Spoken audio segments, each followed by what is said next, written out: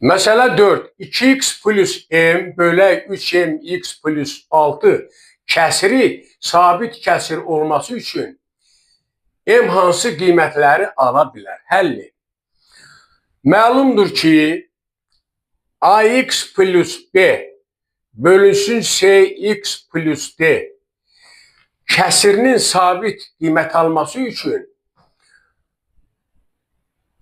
a bölək c bərabərdir b bölək d şərti ödənməlidir. Deməli onda bizdə 2x plus m 3mx plus 6 kəsirinin sabit kəsir olması üçün buradan alınır ki 2 bölünsün 3m bərabərdir m bölək 6 şərt ödənməlidir. Buradan alıram 3m kvadrat bərabərdir 12. Buradan tapırıq m kvadrat bərabərdir 4-ə ixtisar elədik. Və buradan da tapırıq ki m1, 2 bərabərdir plus minus 2. Deməli m1 bərabərdir mənfi 2, m2 bərabərdir 2. İndi bunun sabit kəsir olduğunu yoxlayaq. Əvvəlcə m1 yazıram.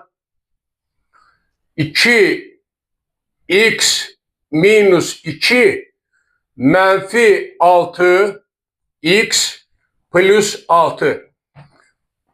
2 surətdən çıxdı. X minus 1.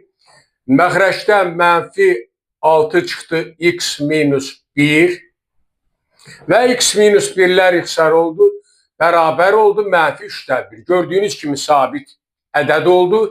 M bərabərdir 2 olanda m bərabərdir 2.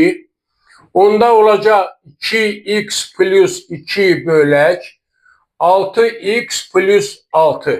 Və buradan alırıq 2'ni çıxardırıq ortaq fırıq kimi x plus 1. 6 vuraq x plus 1.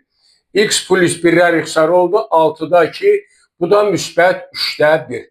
Beləliklə verilən məsələdə cavab m1 bərabərdir mənfi 2 olduqda, m2 müsbət 2 olduqda verilən kəsir sabit kəsir olur.